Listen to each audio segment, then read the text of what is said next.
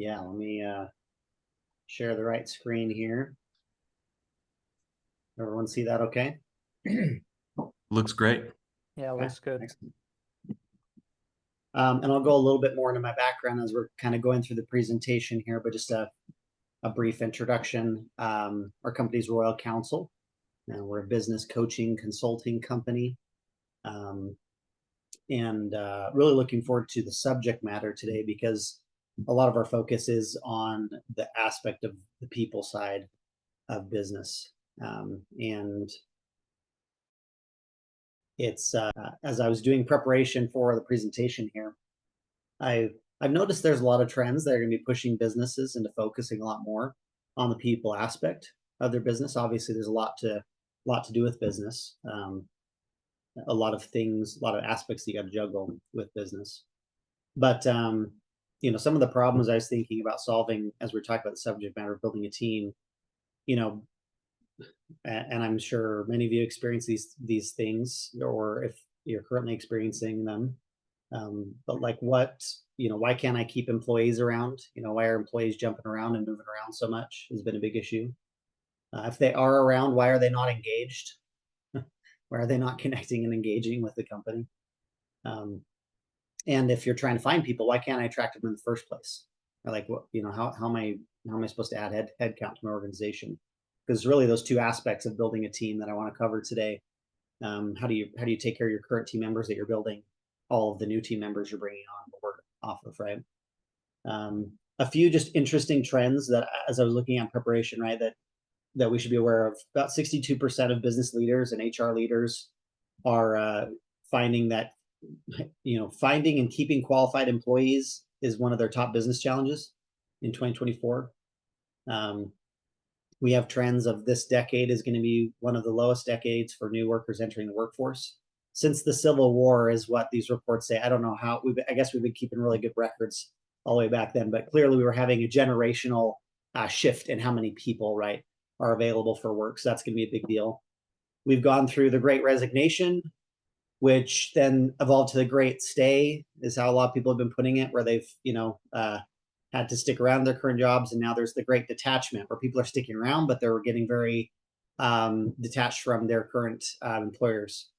And there's some inflationary elements, right? And they're forcing people to kind of make things work. So if they're not getting what they need to with their current job, they're adding side jobs or a second job, right? They're balancing things, right? So there's a lot of those aspects to detachment. And then this was a crazy trend.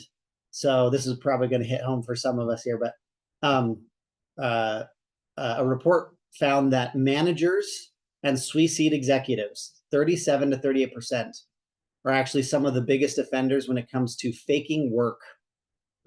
So those are some big issues with like detachment, even in the leadership level. And it causes issues with trust too, because as leaders, right, if we don't have that integrity, right, and then we're demanding it from our employees, right, they're reading that off of us, like they're getting that vibe from us, right? So I wanted to talk about kind of all of these things on the subject matter and how we can build a team, the right way with all these factors that are out there. So for Royal Counsel, giving a little bit more background about myself now that I've kind of set the stage there, we like to approach things at Royal Counsel as just gathering the best principles and practices wherever we can find them.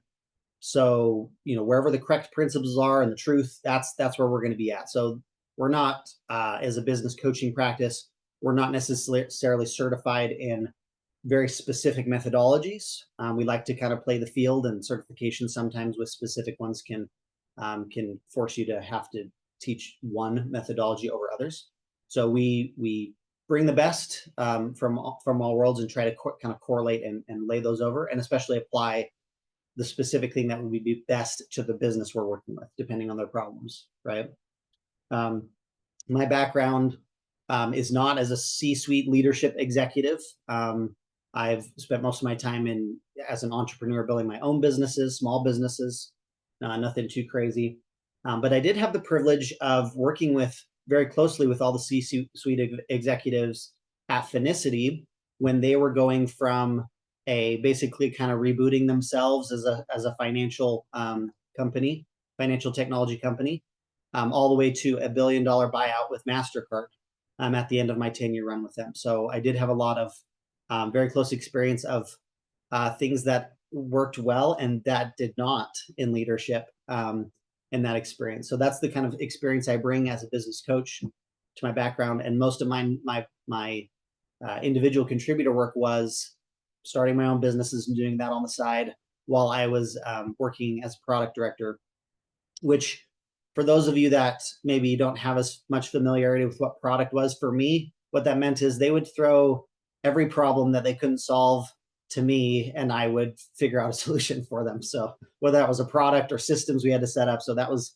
a lot of my background. And I love to apply those skills to the companies that we work with and finding what their problems are and finding solutions to them.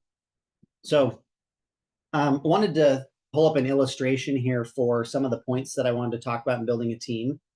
I was mulling over some family history documents the other day and Jason, found a very your screen isn't changing. We're still on the first slide that you shared. Oh no, you're good. Yeah, sorry. As background, it'll probably just be a few slides. I won't be shifting over very often with them. So thank you though, Taylor. Awesome. Yeah. So yeah, so I was mulling over some family history books and I ran into this peculiar part where I was reading about kind of one of the homesteads that they had, and they were reading off some names and they were doing it in pairs. And so I assume this is where they were talking about couples. You know, they were talking about two names in pairs.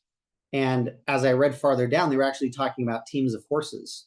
So this illustration was interesting to me just because they talked about the horses as if they were a pair, not individual horses on their team, but like they were specifically paired together. And I had heard that concept before, but I had not run into it in my own documents until this point. So I want to use the illustration of kind of a team of horses in relation with building a team and some of the different ways we can kind of use that illustration to help us understand the aspects of building a team.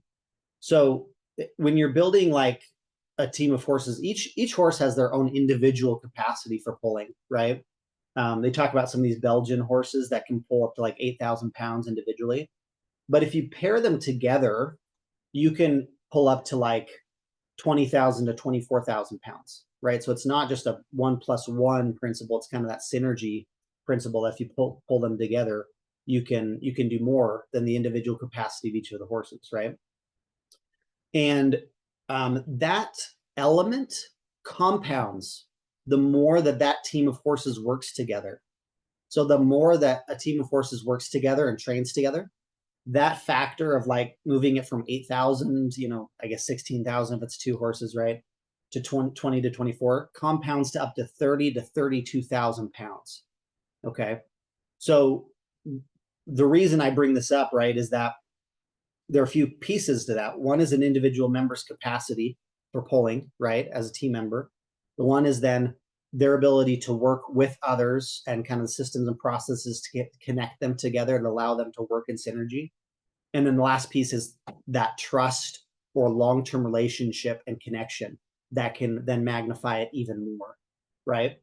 And I think that's some powerful math as we're thinking about like striving towards a higher goal. Like I think there's a lot of companies that are doing okay in their people management, but there are significant financial gains and efficiency gains you can get in taking care of your people and focusing on that people aspect of how they can pull together, right, as a team, to the factor of one person can be equaling 3 people or more output, right? So it's something that we can't ignore in this world, that people are going to become more of a more precious commodity, and we're already having struggles with people engaging.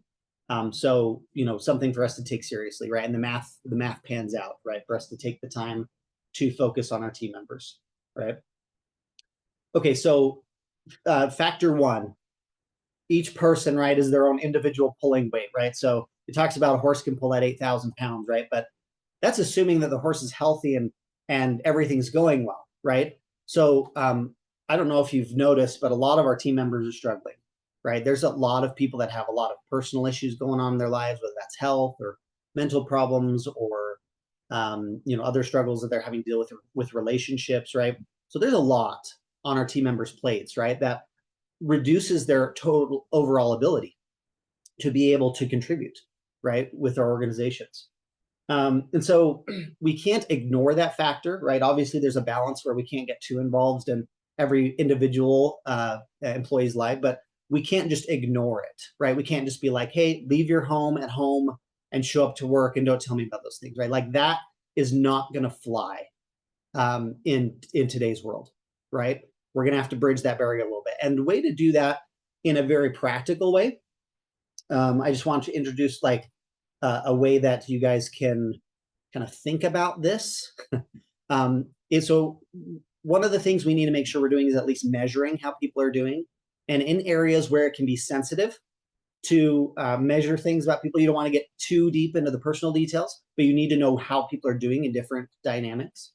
We use something called kind of a health check, and you can use a very simple kind of red, yellow, green system, which all that means is that you can still get a gauge on how someone's doing and a measurable aspect that you want to know about how they're doing without having to get into all the details, right? And then you can talk to the employees about specific things you can do to help support them, right, in these aspects. So, autonomy, competence, and connection are some big areas that are important for employee performance that we kind of put up on here. But there's some other personal things like obviously their personal health or financial aspects that you need to be aware of, right, that are important. So in your one-on-ones, you could just have a very simple way to measure, because instead of just a big conversation with a bunch of notes, right, you could measure various aspects that your organization thinks are important, right, to know how people are doing. And then you just have the employee state, are they red, yellow, or green, right? So this is them declaring where they're at with that. And then, getting into as much of the details as is necessary and helpful as you as a leader, right? To say like, hey, what if you're red in this area, what can I do to support this, right? And be like, no, it's just something going on personally and nothing you can do support. It's like, okay, great. Or, I'm trying to learn something about finances, in this area that could be helpful. And maybe you can help with them as a leader or as an organization. You can provide them support services, right, to help them in those areas. Or you could just get feedback about their experience they're having with the organization in relation to that aspect. Like if it's finances and it's in relation with compensation, getting feedback around that so that you can take that up to a leadership team and make changes organizationally. That's another big benefit you can get from tracking this measurable and getting outcomes that you can, change for that. So that's one way, that's the first element, is talking about each individual team member, right? The second piece that I want to talk about is having the right fit. So once you have team members working, they're at their best capacity, then you need to fit them together properly and they're working in harmony in relation with roles and responsibilities. One of the systems that we really love to lean on as far as principles and practices that are very helpful is EOS. So I'll just be mentioning some EOS principles here. You can continue to go kind of study and research additional details on your own in the book Traction. And I know there's some other great team members, I think, in this group in Midday Connect that are EOS professionals. But the aspect of EOS that kind of covers this part is we need to know clearly in an organization each individual function or position that we need to have occupied within the organization and the specific roles and responsibilities that are in that function. And EOS calls this an accountability chart instead of an org chart. You're getting a little bit more into the details of very specifics of what a particular function or position needs to be doing in order to be successful. And then you need to get to know your team members. You need to know what their strengths and weaknesses are, right? And spend a little bit more time with them, whether that's special assessments that you do in relation with getting to know them, and make sure that they fit inside of that. And then the very practical way that you can know if they fit after you've spent some time to get to know them, right, and you have very specific roles and responsibilities, is you can, again, very similar, simple system in your one-on-one conversations with your employees, you say, okay, are they plus in this area, a plus minus, which is kind of neutral, or minus, so kind of just a 3 grading system. And it's 3 main aspects. One is, do they get it? A good indication to know if someone gets it is like, are you having to continually go back to this employee and explain to them like how their job works, or they're just not clicking with the responsibility? Then, and that's over time, right? You give people time to rev up that, but over time, if that's not clicking, then they don't get it. And maybe if they're in this middle space, maybe they need some more training and support. But if they're just not getting it over time, even with training and support, then someone's in the what we would say the wrong seat, right? And they need to be moved out of the seat into a different seat, or they need to go to a different organization where they can find the right seat. Do they want it? Do they have passion for this? Do they get up and they're excited to do this? Are they bringing the energy, or do you have to like continue to drag them and pull them along? That's another important aspect. And their capacity to do it. Are you putting 2 job roles in one position so they just don't have the ability to complete that? If so, then perhaps that needs to be split out into 2 different roles, or maybe there's someone that's more energetic, higher performer that's best suited for that role, right? If it's a high capacity role. And so by analyzing this and knowing where people are at, you have actual measurables to know in what areas people are in the wrong position and fitting. And then you can either, again, change the fitting or roles and responsibilities match, or move the person so there's a proper match. And that's what moves you from 8,000 to the next step, which is like 20,000 to 24,000 capacity, right? If you don't get this part right, you just have individual contributors still giving their 8,000, right? And then the last piece here, and I'll try to wrap up here quickly in these last pieces. Last piece is really important though, because this is where we get from 24,000 capacity to 30 or 34,000 capacity, right? There's a whole other layer outside of just those components. So if you've done some of these other things, this is the next layer you need to pay attention to, right? Which is we need to build that trust and that connection over time of the team members, right? And how do we build that trust, right? There's a lot of different ways and aspects to this. So I'll just mention a few and then give you maybe a question that you can kind of ask yourself that I think is kind of the core question to explore that for you in your own organization. But a few important practices I would adopt is, admitting when you're wrong and you don't know, right? Like you need to be the first as a leader to create a safe space for learning and growth. Like we were talking about with the leaders that are faking work, it's like you need to admit also when you're struggling and have conversations about how an organization can improve that. Be the advocate for your employees instead of them having to advocate for themselves, whether that's with raises or position changes or titles, right? Like they shouldn't have to hunt you down to continue to improve and move forward in the organization, right? That you should be expected to do that and help them along.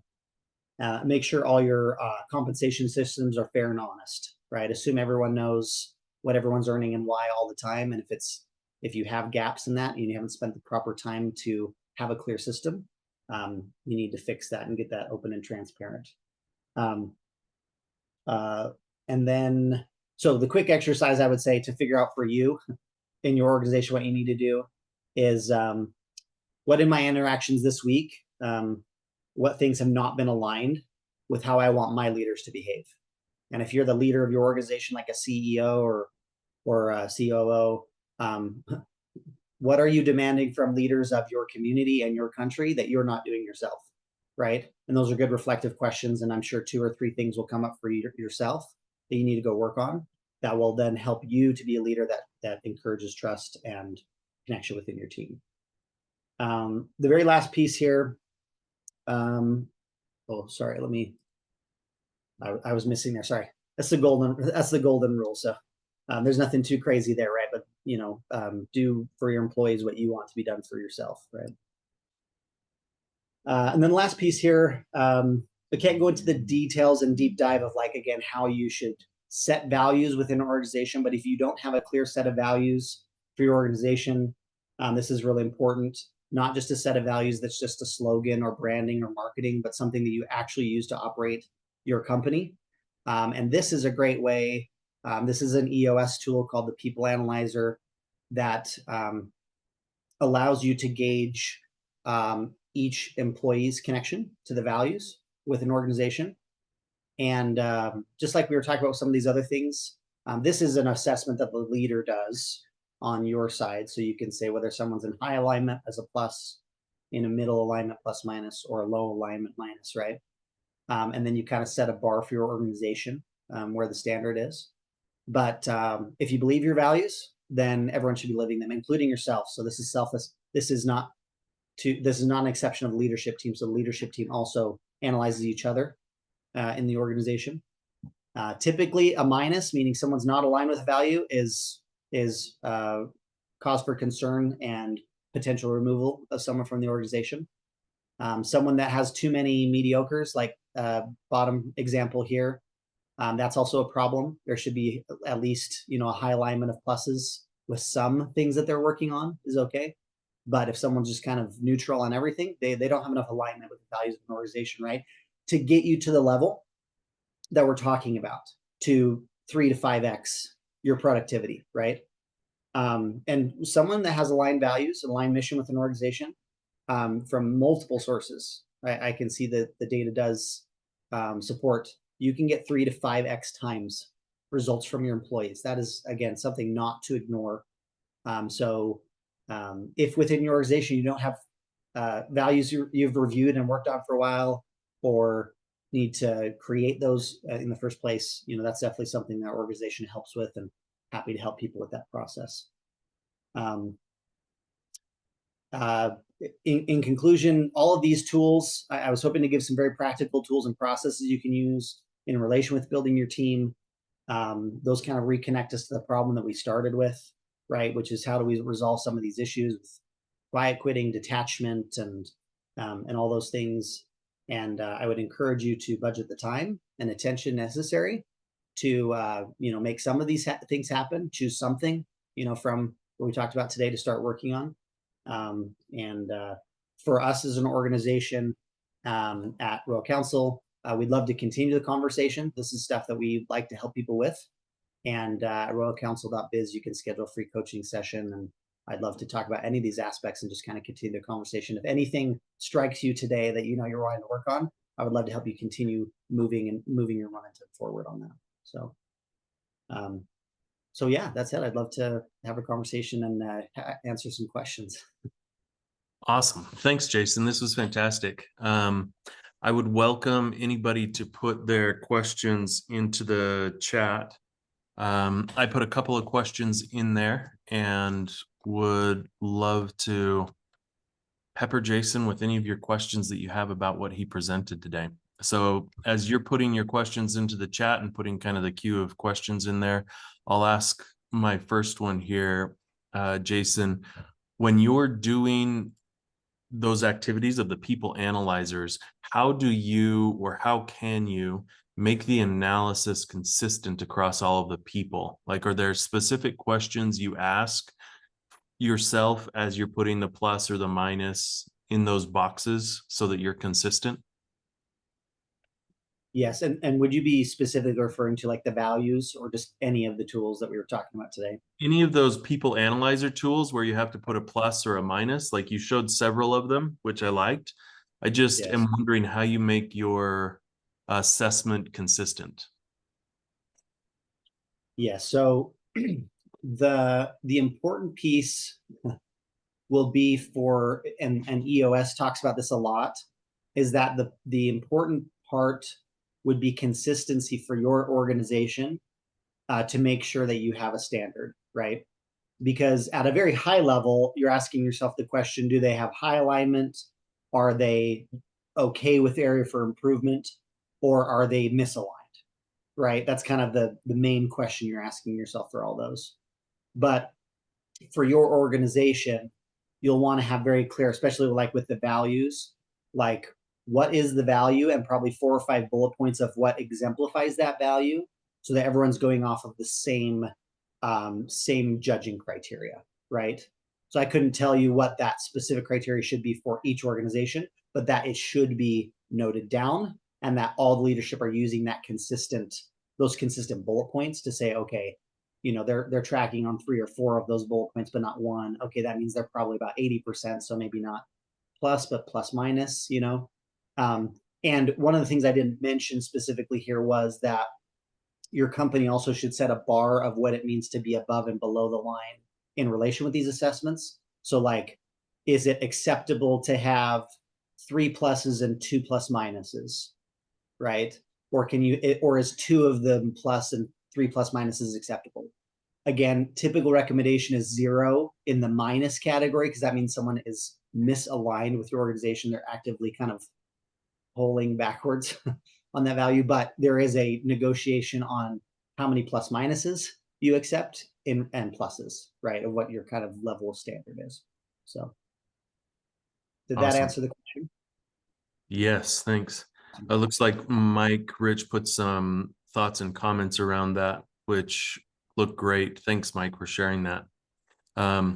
If any of you have other questions, throw them in the chat here. The second question that I had for you was, with all of these tools, the people analyzers, you had several of them. If Yes. you were to suggest one of them to start with, which one would you suggest to start with? And what are the first 2 or 3 steps that someone needs to do to be able to execute an analysis like this? I would start with this one. And the reason I would start with it is perhaps this is the one that I see happening the least amount in a business. So there have probably been a lot of businesses, right, doing things in relation with values, or they have some inkling of different seats and positions they have within an organization. But I think a lot of businesses have not invested the time in knowing where your employees are at. Like, you're having conversations, but it's not measurable, if that makes sense. Like, we don't know as an individual or an aggregate, like, are they improving? Is it getting worse? And these are the kind of factors, right, that cause people a heavy amount of detachment, right? And again, all of these factors are included, but this is one that's missing.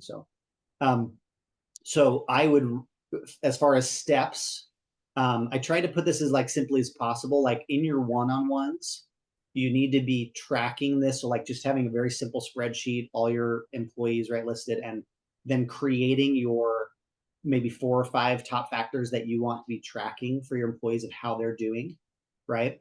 And autonomy, competence, and connection are a good one. Autonomy is just like an important factor of with this whole hybrid work thing that we have going on, right? How much leeway does an employee feel like that they have to go do their work, right? That's a very important factor for employees nowadays, right? So do you have a measurable of how autonomous they feel, right?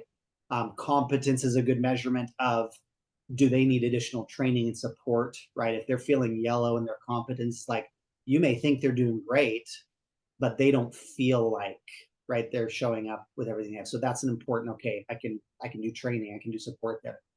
And then connection is a good indicator for your organization how well you're doing at the people component of, okay, are we getting it together enough in the office, or do we have the right meetings? Are we having conversations, right, that make someone feel connected to the organization?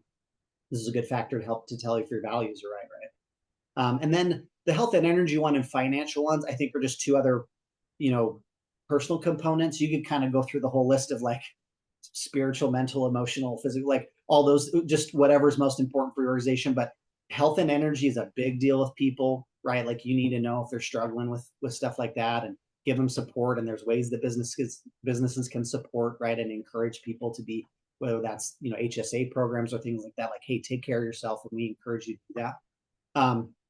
And then financially is a good indicator, so you can tell if there's like compensation issues, or perhaps you need like financial coaching services that can help your organization. There's tons of great organizations you can bring in that can just educate people so they're better managing their money, which, by the way, if you help them better manage their money, you don't have to increase compensation when you do that. So this is another really important one, right, to track.